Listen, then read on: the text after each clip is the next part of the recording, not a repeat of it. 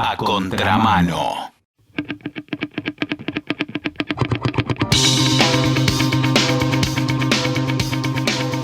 Nosotros nos damos un lujo bastante a menudo de hablar de temas de grooming, de diferentes problemas que viven los niños en esta era digital tan peligrosa. Solemos hablar con alguien que sabe muchísimo del tema. Él es Hernán Navarro, es fundador y director ejecutivo justamente de Grooming Argentina, es abogado, magíster en educación digital, tiene un gran criterio y mucha preocupación sobre estas cuestiones y por eso nos gusta que nos dé todo tipo de detalles. Creo que vamos a hablar del acceso a la pornografía de parte de los nenes a través de lo digital y donde él nos quiera llevar siempre. Es más que interesante escucharlo. ¿Cómo te va, Hernán? Simón te saluda. Querido Simón, como siempre, un placer enorme hablar con vos. ¿Cómo estás?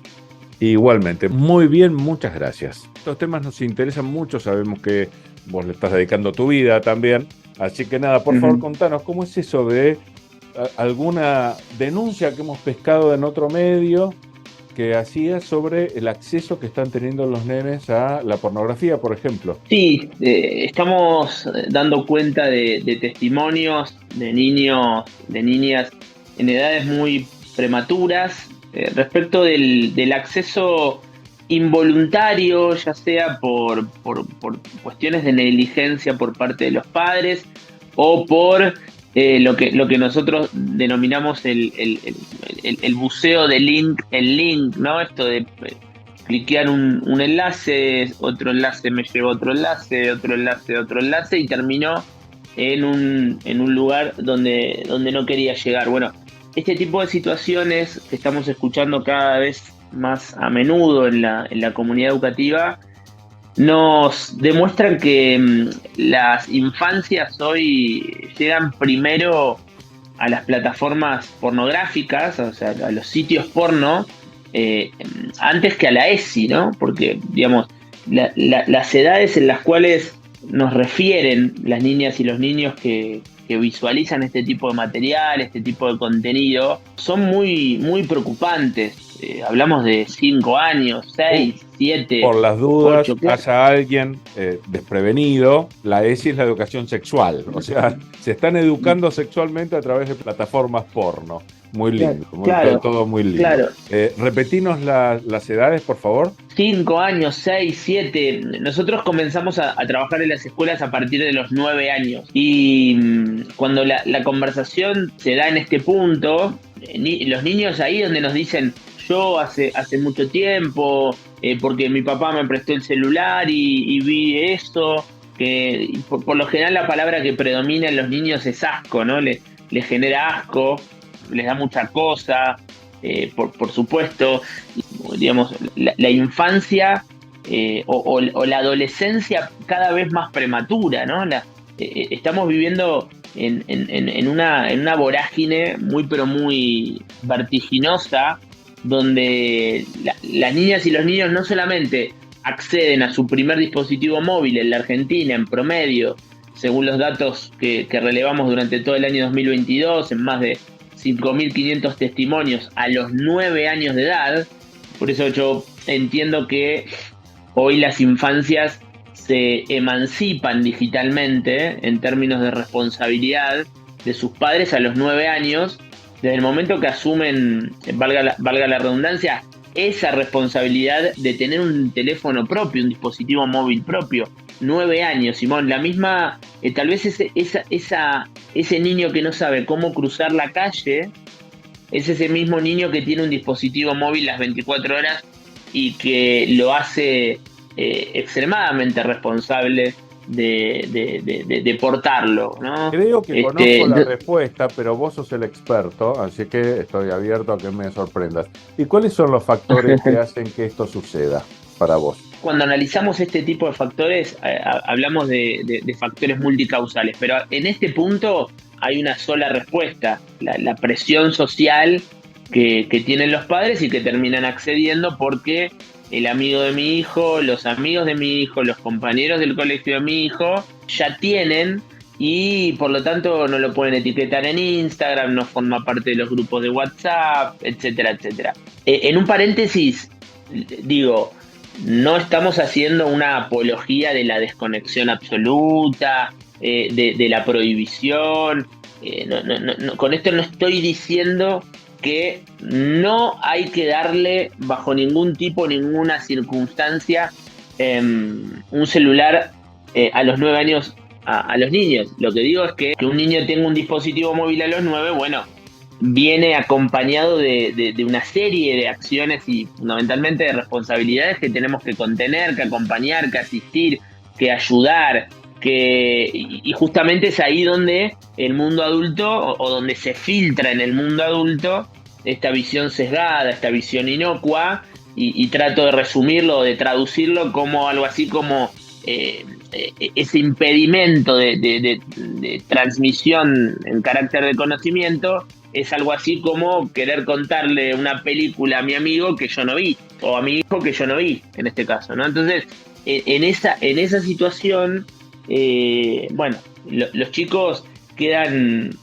muy expuestos. Por eso estamos en condiciones de afirmar y de decir que hoy la hiperconectividad convierte a los niños, niñas y adolescentes, en personas hipervulnerables, porque no tienen las herramientas ni siquiera mínimas para poder contrarrestar situaciones de vulnerabilidad y situaciones complejas. Si lo llevamos al terreno, por ejemplo, y con esto cierro la idea, cuando mi abuelo me enseñó a manejar, perdón por lo autorreferencial, cuando me enseñó a manejar a los 13 años, a los 14, me decía, este es el espejo retrovisor, este es el cinturón de seguridad, sirve para esto, el embrague. Me dio una serie de recomendaciones de seguridad, fundamentalmente para cuando sea mayor de edad y comience a manejar, sepa cómo enfrentarme. Bueno, hoy los niños no solamente que en edades prematuras obtienen ese primer teléfono propio, sino que el padre está vedado de no solamente extremar los cuidados, sino que de transmitir estas herramientas y estos recursos para que se pueda proteger. Entonces es ahí donde nosotros planteamos al mundo adulto toma de conciencia y donde interpelamos en esta acción fáctica que vemos a diario, ¿no? Sí, de hecho, siguiendo tu ejemplo, que me parece muy bueno, podríamos completarlo diciendo que tu abuelo no te dejó manejar solo las primeras veces. Total. ¿Es así? Absolutamente, absolutamente. No solamente porque no tenía edad, y casi podríamos seguir trazando. Aunque hubieras tenido edad, porque enseñar es eso, es acompañar hasta que el nivel alcanza como para que la persona se desempeñe sola. ¿Es así? Sí, pero fíjate qué interesante esto que acabas de decir y me acabas de dar una idea para seguir profundizando en este concepto. Digo, yo a los 14 me enseñó mi abuela a manejar. Claro, no tenía edad para manejar, por supuesto que no manejé hasta los 18.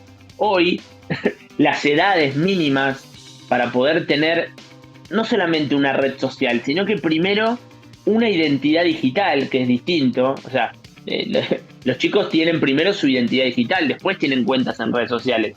Parece que el concepto de identidad digital es casi inexistente a la mirada de la sociedad. O sea, yo no le abro una cuenta a mi hijo en Instagram a los 10. Yo le permito a mi hijo que a los 10 asuma su identidad digital, que es algo completamente distinto. Pero jugando con esto de las edades, fíjate cómo la edad cronológica inicial por la cual hoy cualquier adolescente podría tener una red social se da a partir de los 13 años.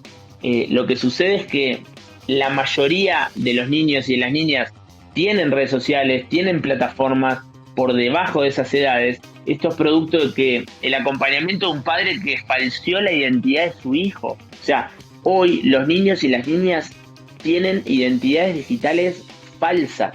Me interesa tu opinión, así que te doy la mía, pero para que me enseñes, me contradigas. Me da la sensación de que los niños están muy solos. ¿Vos qué pensás? Absolutamente. Están solos en un mundo que es real. Por eso cuando planteamos la idea de que debemos eliminar el término de lo virtual que se acuñó en la pandemia, cuando hablamos de lo virtual o de la virtualidad, hablaríamos en relación a algo de existencia aparente. cuando en lo contrafáctico, lo que sucede en Internet causa y genera un impacto y un efecto que es real en la vida de las personas, que no es virtual. Entonces, tenemos que hablar de un mundo digital que es real, pero sucede que muchas veces el mundo adulto descansa en este mundo digital y es ahí donde se filtra yo planteé hace un rato la visión sesgada, ¿no? La mirada inocua, porque descansa en un mundo digital prácticamente sin conocerlo, y después es ahí donde aparece lo que nosotros denominamos la falsa percepción de la seguridad en el mundo adulto hoy, claro. Siempre en clave digital, ¿no? O sea, mi hijo está en mi casa, está a resguardo, no veo yo a un delincuente que ingresa forzando una puerta, una ventana, no habría un peligro in situ, cuando en realidad estamos ante un enemigo que es invisible, ¿no? Que ingresa por Wi-Fi. Entonces nos debemos reconocer como ciudadanos y ciudadanas digitales. Por eso esa tensión, ya ni siquiera hablamos de fricción, esa tensión entre las niñas, los niños y adolescentes, y lo pondría en versus el mundo adulto, hace que, como bien planteas en tu pregunta, Simón, los chicos y las chicas estén solos en Internet. Cabe aclarar que dejar solo a mi hijo en Internet es sinónimo de dejarlo solo en una plaza a las 2 de la madrugada. Sí, totalmente, para repasar, ¿no?, cosas que hemos aprendido con vos. Y es más, confesamos que antes de hablar con vos la primera vez, nosotros éramos de aquellos que también menospreciaban un poquito el peligro de todo esto, pero después de hacerlo nos quedó recontra claro cuando vos hablabas de grooming, que las víctimas decían lo único que no me hizo fue violarme físicamente, es decir, es grave, y más para un nene, porque digo, la pornografía no creo que hable bien de nosotros, pero con nuestras herramientas puede ser un juego, puede ser divertido. Ahora no quiero ni saber lo que puede pasar con la escasez total de respuesta y de conocimiento que puede tener un nene. Por eso nos preocupa, por eso alzamos la voz en este punto, y sobre todo porque se está dando este fenómeno que no lo estamos viendo en profundidad, que es lo prematuro, o sea, la adolescencia prematura en niños y niñas de edades muy precoces. Entonces se están acelerando muchos procesos. Sí. Y sin ir más lejos, hablo de mi generación. Yo cumplí este año 39 años, soy del 84, una generación millennial. Recuerdo que con mis amigos tal vez nos topamos con una página pornográfica cuando teníamos, 18 años. O sea, y hoy fíjate que un niño refiere que a los 6, a los 5, a los 7 tuvo acceso a una página pornográfica. Ese es el cambio generacional vertiginoso. Y decime, Hernán querido, ¿y qué es lo que se te ocurre como forma de oponerse a esto, moldear esto, tratar de controlar los daños? No sé, lo que se te ocurra como posibilidad. Educación digital, 2 palabras. Nosotros el año pasado, en el marco de la Cumbre de las Américas, que tuvimos el honor de participar y de quedar seleccionados justamente en la presentación de este proyecto, el proyecto Educación Digital, entre más de 280 proyectos de organizaciones de la sociedad civil del hemisferio. Ahí donde en lo personal tuve el honor de conocer a la vicepresidenta de los Estados Unidos, plantearle este concepto, plantearle esta idea de que, está muy bien que le hablemos de los dinosaurios a los chicos, pero hoy, lo pongo en términos vulgares, la agenda de las infancias pasa por otro lado. O sea, les hablamos de los dinosaurios, pero no le enseñamos a cómo configurar un WhatsApp, un grupo de WhatsApp, donde los datos nos muestran que 5 de cada 10 son agregados a grupos de WhatsApp y luego los acosan y los abusan sexualmente sin contacto físico, porque de esto hablamos cuando hablamos de grooming. Entonces, me parece que estamos equivocando la agenda, por eso me parece inadmisible que en el año 2023 la educación digital no sea protagonista en la agenda de la comunidad educativa. Más aún partiendo de una base que esto es donde se lo manifesté a la vicepresidenta de los Estados Unidos. Lo que le dije fue, hoy son los niños, niñas y adolescentes de esta generación quienes tienen conocimientos superiores hasta los de sus propios docentes en materia de competencias digitales. Entonces, estamos equivocando el rumbo cuando los niños cada vez en edades en baja, digamos, van obteniendo acceso a sus dispositivos y ni siquiera nos pueden explicar, a nosotros una organización que, como bien decías, dedicamos la vida a luchar contra estos flagelos y a combatirlos y que estamos alzando la voz en América Latina, no nos pueden explicar de qué se tienen que cuidar o de quién se tendrían que cuidar porque no reconocen el peligro, no reconocen el lado B, no saben obviamente, a qué se me exponen. imagino que no hay nada más manipulable que un nene. Y encima la gente que interactúa con estos fines, con ellos, no son gente que está pasando un buen momento en su vida y trata de sacar del prójimo lo mejor, sino que está tratando de hacer daño. Estamos hablando de una combinación letal. O sea, alguien muy malo y grande, o sea, con las habilidades de un adulto, operando sobre un nene, que como todos nosotros cuando lo fuimos, son bobos, tienen una experiencia muy cortita, es decir, crédulos. No puede ser peor la combinación. Bueno, esto lo que trae algo que lo sabemos y que lo venimos gritando y es en relación a que la pedofilia encontró en las tecnologías ese vehículo de contacto, ¿no? Y de proximidad. Antes el pedófilo tal vez tenía que merodear una plaza, un club, un colegio, ¿no? Para estar en contacto. Hoy ese mismo perfil con su dispositivo móvil desde el anonimato, porque la mayoría de los perfiles se amparan en el anonimato y desde cualquier parte del mundo tiene al alcance de su mano a millones de niños por minuto. Claro. ¿No? Cuando nosotros planteamos que un perfil podría estar acosando, y esto lo extraemos de una causa judicial que acompañamos a la familia, un perfil acosando sexualmente y hablando simultáneamente con hasta 200 perfiles de niños. Entonces, el poder de daño es inagotable. Entonces, nosotros tratamos bajo todo punto de vista de manifestar esta real preocupación cada vez más grande que tenemos, sin alarmar, porque ahí el miedo paraliza, el miedo nos ubica en un lugar que no está bueno.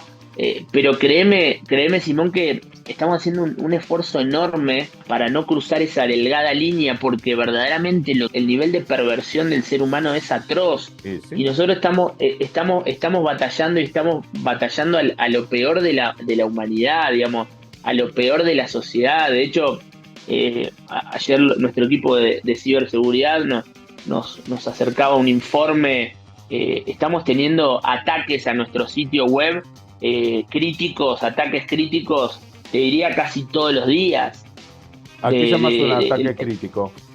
Claro, que quieren entrar a nuestra página web, a que quieren romper nuestros datos, o sea, que quieren verdaderamente, esto particularmente hace 3 meses que lo venimos viendo, cómo nos están atacando permanentemente. Te podría después acercar los datos de estos últimos 3 meses, pero si mal no recuerdo, el mes pasado, el mes de agosto, tuvimos algo así como más de 300 ataques a nuestra página web y la mayoría de ellos son críticos, o sea, son para causar daño, a esto me refiero. Entonces, bueno, es la lucha que nosotros abrazamos y vamos a mientras más nos ataquen, mientras más quieran venir por nosotros vamos a redoblar cada vez más el esfuerzo. Por eso, cuando hace 3 meses lanzamos Grooming Latam, esta lucha o este modelo de éxito que construimos en Argentina, lo trasladamos a América Latina. Hoy ya tiene el compromiso de 13 organizaciones de 7 países, se van a sumar 2 países más, si Dios quiere esta semana, El Salvador y Paraguay, seríamos 9 países. El jueves vamos a estar presentando la aplicación GAP ya de manera regional, donde vamos a integrar a todas las policías de América Latina. Bueno, estamos verdaderamente construyendo un espacio, el primer espacio de lucha global contra este delito, y lo venimos haciendo con mucho compromiso y por supuesto este tipo de impronta por parte de las organizaciones, de nuestra organización y de las organizaciones que acompañan, evidentemente está poniendo nervioso e inquieto a más de uno. Y decime, te voy a hacer una pregunta, acá también sospecho la respuesta, pero te la tengo que hacer igual. ¿Y por qué suena tan mal no darle un celular a los nenes tan chiquititos? No es que suena mal, está buena la pregunta. No. Limitar no es prohibir. Y mirá que lo hablamos permanentemente con las familias. Hay viste que se denomina el celular el chupete digital en los primeros años, y yo después le agrego que el celular se convierte en una niñera. El tema es que el celular no es un juguete. Digamos, el celular no solamente vino a cambiar las reglas del juego, o sea, cambió directamente el juego.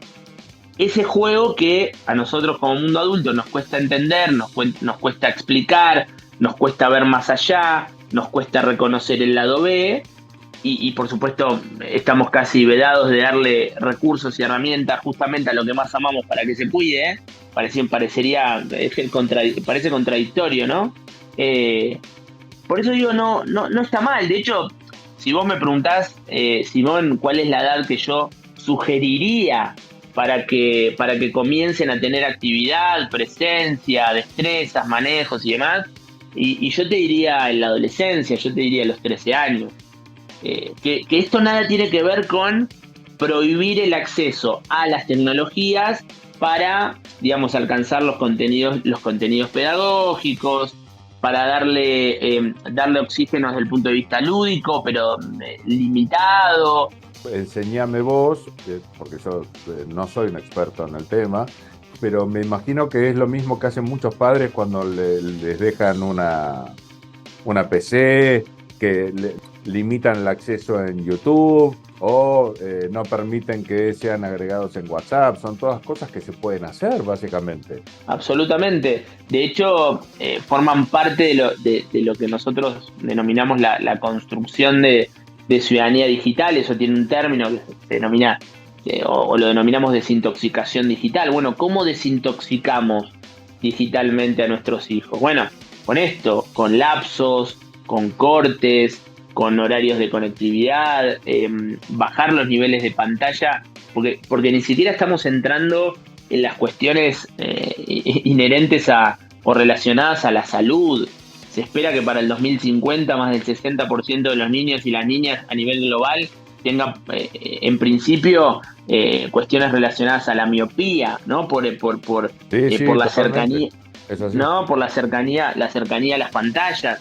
Por eso digo que ¿y qué pasa cuando le doy mi celular a mi hijo para que mire los dibujitos y demás? Y para que coma y demás, y qué pasa cuando le retiro ese celular, qué pasa con los niveles de dopamina, qué pasa con la adicción. Mirá, la adicción a los videojuegos, lo que se conoce como gaming disorder, se incorporó en el año 2019 por nomenclatura de la OMS. Inmediatamente después estamos viendo hoy en adolescentes altos índices de niveles de apuesta, de juegos de apuesta, donde se combinan estas dos adicciones. De hecho, ya el año pasado, en la reunión que tuvimos con el NSMEC, que es el Centro Nacional de Estados Unidos, nos advertían que en Estados Unidos el año pasado el crimen sexual en adolescentes se estaba corriendo al crimen financiero. Es decir, tal vez un perfil que antes le decía a un chico, mandame fotos porque si no voy a matar a tu familia, hoy le dice, ya tengo tus fotos, depositame dinero en Mercado Pago porque si no las voy a mostrar. Bueno, hay todo un entramado que estamos observando con preocupación entre lo sexual y lo económico. Por más Dios, allá de las cuestiones... Una cosa que siempre guíame, pero digo, lo que estoy pensando es lo que decíamos antes, que solos están. ¿Qué solos? Y como a través de internet cada vez se pueden hacer más cosas, es todo más grave, porque obviamente a las grandes empresas les encanta que se pueda jugar online. Ese también es un gran debate, que por cierto... Otro debate, otro programa. Se está perdiendo. Entonces nada, Ujú. siempre los más jóvenes de la manada son los que están más propensos a sufrir, ¿no? Terrible. Tremendo. Pero bueno, no queremos desde el mensaje llevar pesimismo, más allá de que, como te decía, nos cueste mostrar este tipo de situaciones porque son cuestiones que nos cuesta ver, nos cuesta mirar y nadie querría ver o querría mirar de cerca. La realidad es que estamos apostando nosotros a un binomio, a construir un binomio entre la escuela y la familia para generar mecanismos de protección, generar mecanismos de acompañamiento. ¿Cómo pueden hacer los padres para empaparse un poco más de su propuesta? Bueno, a ver, nosotros estamos llevando las propuestas a los colegios, estamos apostando a construir ejes de trabajo y ejes de proyecto a largo plazo, porque con una charla enlatada, es lo que aprendimos, con una charla enlatada sí podríamos comenzar a desactivar problemáticas de fondo, comenzar a instalar el tema y demás, pero verdaderamente necesitamos un cambio profundo, necesitamos generar ese cambio profundo. Por eso estamos yendo a visitar escuelas, estamos compartiendo con escuelas, estamos permanentemente relevando datos, estamos conectados al mundo y escuchando lo que pasa en el mundo, lo que pasa en otros continentes, escuchando distintas realidades para también, y no solamente trabajar de manera proactiva en la reducción del daño, sino también esto que te decía, bueno, el año pasado en Estados Unidos nos decían que se corría el crimen financiero, bueno, hoy lo estamos viendo en Argentina, las situaciones de extorsión, de coacciones, de coerción que se dan a través de plataformas como Mercado Pago, etcétera, etcétera. Bueno, son cuestiones que tienen un ritmo vertiginoso, por eso me parece importante que las familias que nos escuchan, que sabemos que tenés una audiencia muy amplia, se puedan contactar con Grooming Argentina a través de cualquier plataforma. Estamos en todas las plataformas digitales, tenemos una línea de WhatsApp que funciona a las 24 horas para acompañar a las familias en los procesos de reportes y de denuncias que hoy articulamos con la Policía Federal Argentina en todo el territorio nacional. Tenemos la aplicación GAP gratuita también para incentivar y motivar el reporte, porque estamos viendo cómo el mal accionar o la negligencia del mundo adulto es funcional a la cifra negra. O sea, lo pongo en un ejemplo, y primero digo que es la cifra negra. La cifra negra son los casos reales que no se judicializan, por lo tanto que no forman parte de la estadística. Un ejemplo, una persona adulta le manda fotos de sus genitales a un niño o a una niña. Esa niña va con el celular, le muestra a su papá o a su mamá y lo que hacen ahí es bloquear el perfil. Bueno, esto es justamente lo que no hay que hacer. Lo que hay que hacer es denunciar, porque hablamos de un delito que es penal, un delito que tenemos que denunciar, que hay que atrapar a ese pedófilo, porque ese mismo pedófilo, así como acosó sexualmente a esa niña, puede estar acosando a cientos y cientos de niños o de niñas más. Bueno, hace falta mucha información, Simón, mucha información, mucha formación. Por eso, más allá de agradecerte siempre tu compromiso desde el minuto uno para con nosotros, creo que es un momento importante, habiendo salido de la pandemia y con este cambio vertiginoso que estamos viendo hacia lo digital, de poder construir como comunidad herramientas de protección. Que así sea, querido, y te agradecemos siempre las charlas, como nos enseñás, y tendremos muchas charlas más en el futuro. Te mandamos un abrazo muy grande. Siempre a disposición.